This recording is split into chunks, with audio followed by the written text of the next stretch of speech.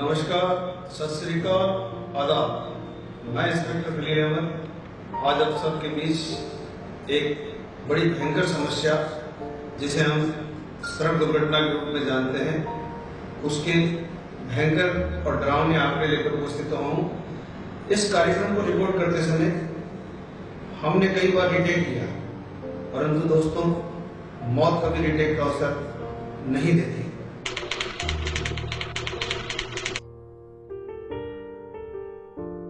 दोस्तों, मैंने राजस्थान पुलिस में वर्ष 1996 से उप निरीक्षक के पद पर अपनी सेवा की शुरुआत की थी। उस समय हमने एक शपथ ली थी और वह शपथ थी निस्वार्थ भाव से जनसेवा करने की शपथ।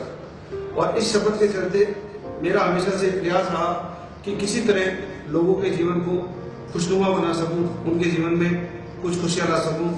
और मैं खुद खुशनसीब हूं कि पुलिस सेवा ने मुझे इसका शानदार अवसर दिया है।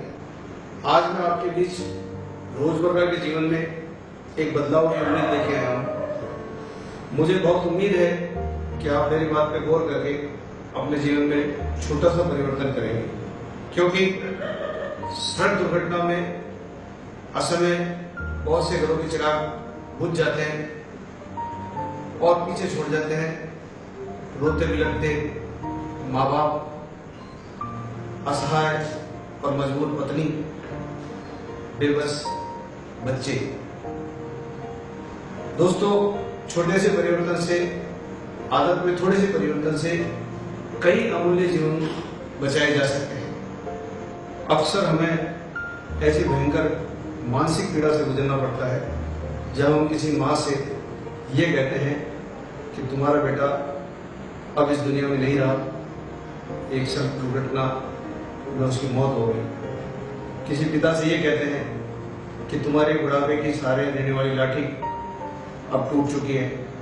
किसी बहन से ये कहते हैं कि जिस हाथ पर तुम राखी बांधती थी वह रक्षा करने वाला भाई अब इस दुनिया में नहीं रहा।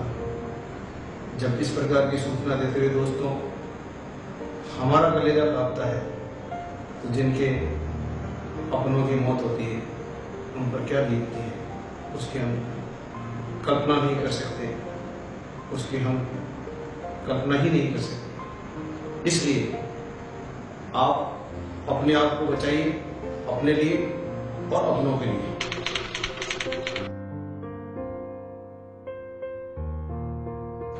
दोस्तों, आज मैं सड़क दुर्घटना के संबंध में आपसे कुछ आश्चर्यजनक आंकड़े शेयर करना चाहता हूं, जिनको सुनकर आप स्वयं आश्चर्य पड़ जाएंगे कि ये कितनी बड़ी समस्या है, कितनी विकराल समस्या है। नंबर 1, भारत चीन का युद्ध हुआ 1965 में। इसमें लगभग 20 से 25 हजार सैनिक शहीद हुए। नंबर 2, भारत पाकिस्तान युद्ध सन 1972, जिसमें लगभग 10,000 के आसपास जवान शहीद हुए। नंबर 3, कारगिल युद्ध सन 1999, लगभग 6,000 जवान शहीद हुए। हिरोशिमा पर अमेरिका ने परमाणु बम गिराया, वहां लगभग 45,000 लोग एकजुट में मरे। इसी तरह जापानी शहर नागासाकी पर परमाणु हमला किया गया, उसमें लगभग 60,000 लोग मारे गए। देश में चल रहे अब तक के आतंकवादी हमले, जिनमें लगभग 10,000, कुल संख्या जोड़ो तो 10,000 के आसपास की संख्या बैठती है। दोस्तों, ये मैंने हमारे देश में ऐतिहासिक रूप से घटित कुछ घटनाओं के बारे में बताया, लेकिन आपको ये जानकर महान आश्चर्य होगा कि हमारे देश में हर साल सड़क दुर्घटना में लगभग 1.5 लाख लोगों की मौत हो जाती है। 1.5 लाख नागरिक मौत का शिकार होते हैं असमय। साथ ही साथियों 3 लाख लोग स्थायी रूप से अपंग और अपाहिज होकर मौत से बदतर जिंदगी जीने के लिए मजबूर होते हैं। हमारे राज्य राजस्थान के अंदर लगभग 15,000 लोग हर साल सड़क दुर्घटनाओं में मारे जाते हैं, जिनकी मौत हो जाती है। और भरतपुर, जिला भरतपुर में एक बहुत बड़ी संख्या है, लगभग 1,000 लोग इस जिले के अंदर सड़क दुर्घटनाओं में मारे जाते हैं। क्यों? है ना ये आपके आश्चर्यजनक लेकिन आप इसको नेट से कहीं से भी टैली कर लें कि एक तरफ इतने सारे युद्धों को जोड़ के इतने सारे लोग नहीं मरे जितने एक साल में सड़क दुर्घटनाओं में मर जाते हैं। तो दोस्तों, वास्तविकता में ये समस्या बहुत गंभीर है। हमारे देश की सड़कें हमारे जवानों के रक्त से लाल हुई पड़ी है और इसलिए अपने आप को संभाल कर सड़क दुर्घटनाओं से मुक्ति पाना बहुत ही जरूरी है। रोड सेफ्टी आज की लिए एक बहुत बड़ी समस्या है, एक बहुत बड़ा इश्यू है।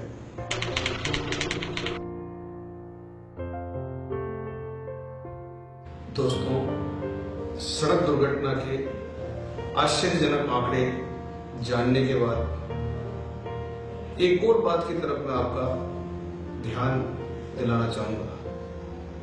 कौन है ये लोग जो सड़कों पर मारे जाते हैं? समाज में और परिवार में उनका क्या महत्व है? क्या हैसियत रखते हैं वो किसी फैमिली में? आप अपने आसपास नजर घुमाएं और देखें, रोड एक्सीडेंट में मरने वाले 99% लोग पुरुष होते हैं, घर के सदस्य होते हैं, पुरुष सदस्य होते हैं। ये वो लोग होते हैं जो अपने रोज के कामकाज के लिए, बच्चों के लिए रोजी रोटी जुटाने के लिए, बूढ़े माँ बाप के लिए दवा जुटाने के लिए, संसाधन जुटाने के लिए, मेहनत करने के लिए, रोजगार कमाने के लिए अपने घरों से बाहर निकलते हैं। अगर इनका आयु वर्ग देखें तो ज्यादातर सड़क दुर्घटनाओं में मरने वाले लोगों का आयु वर्ग 18 से 50 वर्ष के बीच का है। दोस्तों, कौन है ये लोग? ये वो लोग हैं जो परिवार की आर्थिक धुरी है, बच्चों की शिक्षा, उनका लालन पालन, माता पिता की सेवा, दवा, खाना पीना, सारी व्यवस्थाओं का जिम्मा इन लोगों के जिम्मे होता है। और अचानक एक दिन पता लगता है कि घर का वो इम्पोर्टेंट सदस्य सड़क दुर्घटना में मारा गया। तब उस परिवार पे एक वज्रपात होता है। वो कभी नहीं आने वाली दुनिया में जा चुका व्यक्ति, उसका गम एक अलग चीज है। लेकिन दोस्तों, दुनिया बहुत ही निर्मम है। इसके अंदर दया का इतना भाव नहीं है। जब घर का कमाऊ सदस्य चला जाता है तब पीछे से मुसीबतों का एक पहाड़ टूटता है उस घर पे।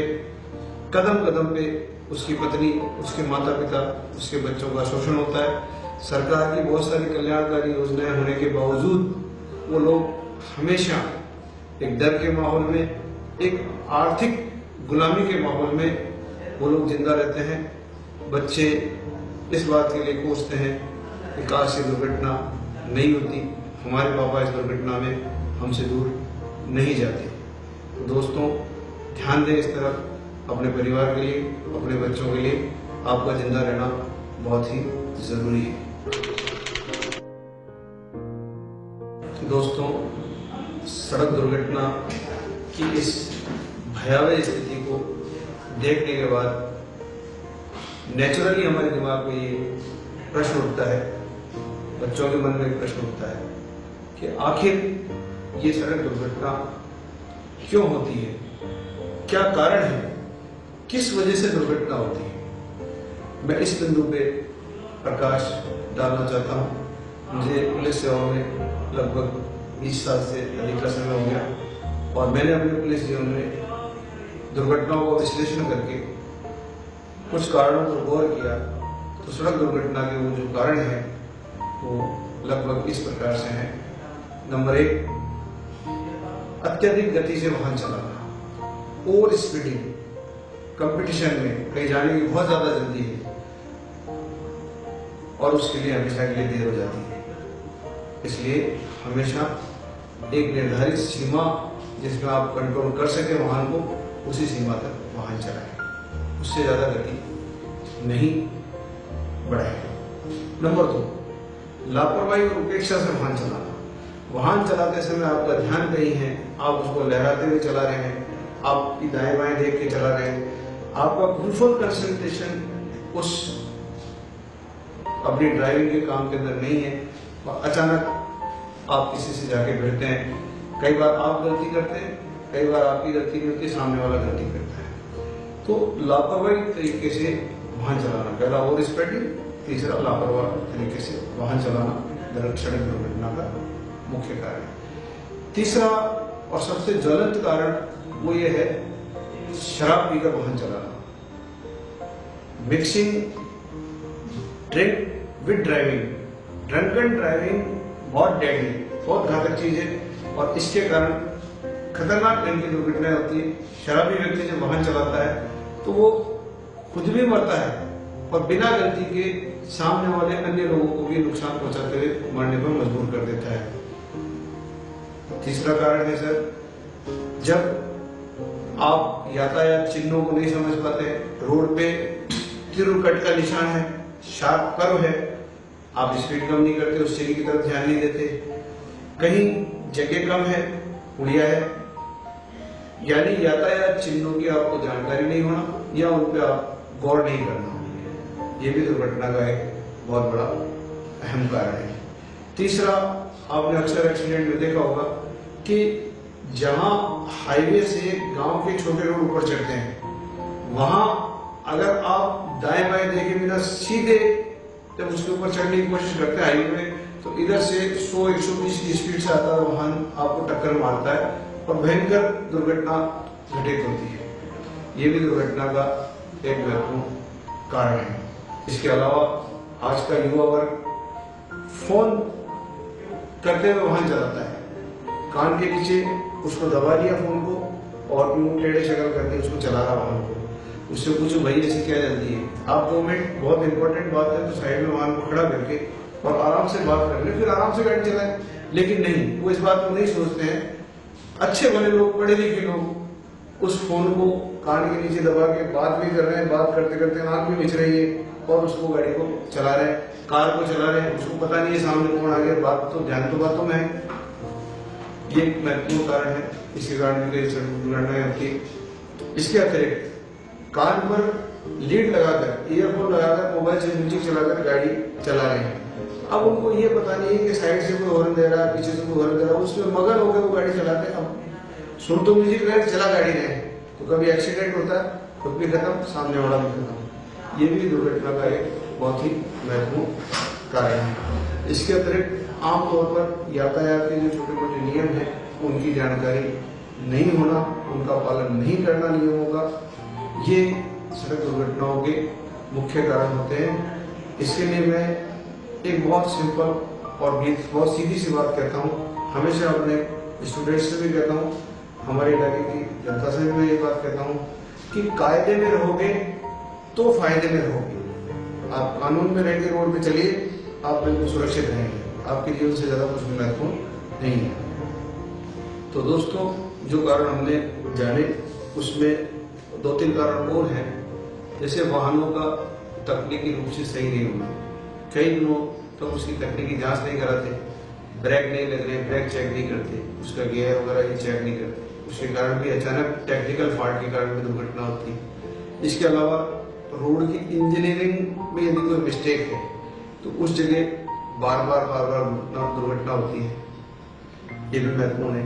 इसके अलावा वाहन किस श्रेणी का है, लोडिंग वाहनों के अंदर अक्सर लोगों को यात्रा करते हुए देखा है, ट्रैक्टर की ट्रॉली में बैठेंगे, ट्रैक्टर के ऊपर बैठेंगे, जो ट्रक है उसके अंदर, तो जो यात्री वाहन नहीं है, मालवाहक वाहन है, लोडिंग व्हीकल है, उसके अंदर यात्रा करने से भी बहुत बड़ा जोखिम रहता है। उसके कारण बड़ी संख्या में लोग जो है रोड एक्सीडेंट में मारे जाते हैं।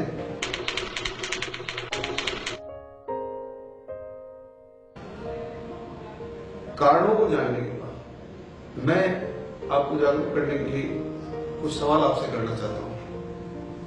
एक बात बताएं दोस्तों, जब आप घर से निकलते हैं तो क्या बिना चप्पल जूते के निकलते हैं? जूते चप्पल पहन के निकलते हैं या नहीं निकलते? हाँ, आप जूते चप्पल पहने बिना कहीं बाहर नहीं निकलते। गरीब से गरीब आदमी, अमीर से अमीर आदमी जूते चप्पल पहनकर ही बाहर निकलते हैं। दोस्तों, ऐसा क्यों? इसलिए कि आप इस बारे में जागरूक हैं कि आपके पैर में चोट लग सकती है, गर्मी के मौसम में पैर जल सकते हैं, कांटा लग सकता है, जानवर काट सकता है। आप पैरों की सुरक्षा को ध्यान में रखकर हमेशा जूता पहनकर ही, चप्पल पहनकर ही घर से बाहर निकलते हैं। लेकिन दोस्तों, एक बात बताइए, क्या आप पैर कटने के बाद जिंदा रह सकते हैं? हाँ, अधिकांश स्थितियों में आपने देखा होगा एक पैर से, बिना पैर के भी लोग जिंदा है। जब आप इतने जागरूक हैं अपने पैरों के प्रति, तो आप इतने लापरवाह क्यों हैं अपने सर के प्रति? प्लीज प्लीज, आप जब भी घर से वाहन के ऊपर बैठे, किसी भी टू व्हीलर्स पे बैठे, तो दोस्तों पहले हेलमेट पहने, क्योंकि आप पाँव कटने से तो जिंदा रह सकते हैं, सर कटने से निश्चित रूप से आप इस संसार से विदा हो जाएंगे, आपकी मौत निश्चित है। अन्यथा कोई ऐसी हेड इंजरी लग जाएगी, क्योंकि हमारा जो कंट्रोल एंड कमांड का सेंटर हमारा मस्तिष्क है, इस पर अगर कोई गंभीर चोट लगती है तो हो सकता है आपको लकवा हो जाए, हो सकता है आप गूंगे बहरे हो जाए, हो सकता है आपका पूरा शरीर स्थिर हो जाए, आप इस तरह रूप से अपंग हो जाए, तो आपका जीवन बर्बाद हुआ, साथ में आप परिवार के ऊपर एक बोझ बन जाएंगे। तो प्लीज आप जिस तरह जूते पहनने का ध्यान रखते हैं, वाहन पे चढ़ते ही आप लोगों को पहला ध्यान होना चाहिए कि मैंने हेलमेट लगाया है। हेलमेट लगाने के अलावा खाली उसको सर के ऊपर नहीं रखना, उस हेलमेट को प्रॉपर्ली उससे लॉक करना है। कारण ये कि जब एक्सीडेंट होता है तो हेलमेट उछल के कहीं चला जाता है, हमारा सिर नंगा किसी चीज से टकराता है। इस चीज का भी ध्यान रखें कि हेलमेट सिर्फ पहने नहीं, हेलमेट को लॉक भी करें, ताकि दुर्घटना का जो जर्क लगता है उस समय वो हेलमेट आपके शरीर से, आपके सर से अलग ना हो। जब गाड़ी में बैठे तो हमेशा 4 व्हीलर के अंदर बैठते समय सीट बेल्ट का इस्तेमाल करें, क्योंकि बिना सीट बेल्ट के जितनी स्पीड से वो गाड़ी जा रही है उतनी ही स्पीड से आप सामने वाले ऑब्जेक्ट से टकराएंगे। 100 की स्पीड से वो आ रहा है, 100 की स्पीड से आप जा रहे हैं, आप दोनों में टक्कर होती है तो ये 200 की स्पीड का प्रेशर क्रिएट करती है। ये टक्कर 200 की स्पीड का प्रेशर क्रिएट करेगी और आप 200 की स्पीड के प्रेशर को बर्दाश्त नहीं कर पाएंगे। इसके विपरीत जब गाड़ी में आपने सीट बेल्ट लगा रखा है, सुरक्षा के पूरे उपकरण लगा रखे हैं, तो आपको टकराने से रोकेगी गाड़ी आपको, गाड़ी के अंदर आपका शरीर को सीट बेल्ट रोक लेगी, आप उससे टकराएंगे नहीं जिस स्पीड से जा रही है, और धीरे धीरे वो आपकी स्पीड को कम करते हुए आपको उस टक्कर के प्रभाव से जो है लगभग न्यूट्रलाइज कर देती है और आपके प्राण उसके अंदर बच जाते हैं। इसलिए दोस्तों हमेशा सीट बेल्ट का भी इस्तेमाल करें। साथ ही अगर टू व्हीलर चला रहे हैं, आपकी पत्नी, आपका भाई, आपका मित्र यदि टू व्हीलर्स के पीछे की तरफ बैठा है तो दोस्तों उसे भी हेलमेट पहनाएं। इसलिए जरूरी है कि जो पीछे की सवारी है उस पर हेलमेट का ज्यादा, टक्कर का ज्यादा इफेक्ट आता है। आपने हैंडल पकड़ रखे हैं तो जब जर्क लगेगा तो आपका बॉडी वेट कुछ हैंडल से झल जाएगा, लेकिन पीछे वाला व्यक्ति बिल्कुल फ्री है, वो या तो आपको पकड़ने की कोशिश करेगा, आप पे प्रेशर बढ़ाएगा, और या उछल के दूर जाके गिरेगा तो उसकी भी मौत हो जाती है। तो उसके लिए भी हेलमेट पहनना जरूरी है। साथ ही बच्चों, अपने छोटे बच्चों को जो है दोस्तों ट्रैफिक रूल्स पढ़ाएं, स्कूल में ट्रैफिक नियम पढ़ाएं कि बच्चों को कब रोड क्रॉस करना चाहिए, कब नहीं करना चाहिए, लाल बत्ती पे क्रॉस नहीं करना चाहिए, जेब्रा क्रॉसिंग से क्रॉस करना चाहिए। बहुत सारी ऐसी चीजें, छोटी छोटी बातें हैं जिनको सीख कर वो एक सफल जीवन जी सकते हैं।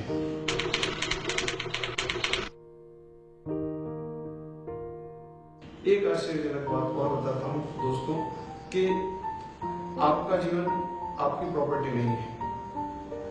जब आप इस देश में जन्म लेते हैं तो सरकार का, यहाँ के नागरिकों की गाड़ी टैक्स की कमाई का खर्चा आपकी फैसिलिटी पर खर्च होता है, आपकी शिक्षा पर, आपके स्वास्थ्य पर, आपकी जो है पालन पोषण पर, सरकार की बहुत सारी कल्याणकारी योजनाओं में जनता का पैसा लगता है। जब आप परफॉर्मेंस के लिए तैयार होते हैं, अब आप 0 से लेके 20 साल की उम्र में आ गए और आपने अपना कैरियर बना लिया कि मुझे अब अपने परिवार और अपने देश के लिए परफॉर्मेंस देनी है, उसी समय आप पिक्चर से गायब हो जाते हैं, सड़क दुर्घटना में मारे जाते हैं या अपाहिज हो जाते हैं, तो आप एक राष्ट्रीय हानि भी कर रहे हैं।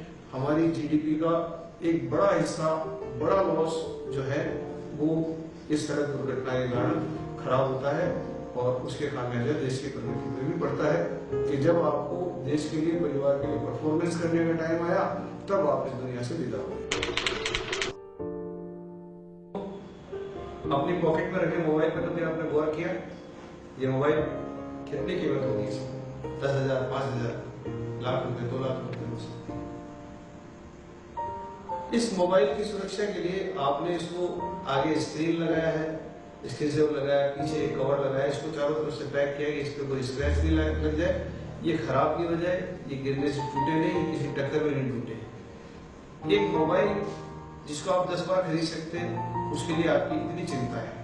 लेकिन दोस्तों, आप ईश्वर की बनाई हुई सर्वश्रेष्ठ रचना है, और इस रचना में आपका जो सिर है ये बहुत इम्पोर्टेंट है। आप इसकी सुरक्षा के लिए कुछ भी नहीं करना चाहते, इसको किसी भी रूप में कवर नहीं करना चाहते। दोस्तों, मेरे हिसाब से ये कोई समझदारी की बात नहीं है, इस तरफ आप ध्यान दें। एक बात और कहना चाह रहा हूँ आपसे, दुनिया का सबसे धीमी गति से चलने वाला प्राणी है कछुआ। 4 पहिया वाले जानवर, 4 टांगों वाले जानवरों में सबसे धीमी गति से चलता है कछुआ, लेकिन वो भी अपनी सिक्योरिटी के लिए खोल बना के रखता है, जैसे खतरा लगता है उसके अंदर सिमट जाता है। तो क्या हम उस नन्हे से जीव से ज्यादा ना समझे? आप जो है 10 की स्पीड, मैक्सिमम आदमी 10-11 किलोमीटर प्रति घंटा की स्पीड से दौड़ सकता है। तो उसके लिए भगवान ने इनबिल्ट आपके खोपड़ी के बालों के नीचे एक खोल बनाया है, आपके मस्तिष्क के ऊपर खोपड़ी हड्डी से उसको ढका है। भगवान ने तो 10-20 की स्पीड के लिए बना दिया, लेकिन आप चलते हैं 100-150 की स्पीड से, तो आपको एक्स्ट्रा कवर की जरूरत होती है। प्लीज प्लीज प्लीज आप इस सर को जो है हेलमेट पहन कर ढक के रखिए, गति सीमा का ध्यान रखिए, खुद भी सुरक्षित रहें, दूसरों को भी सुरक्षित करें।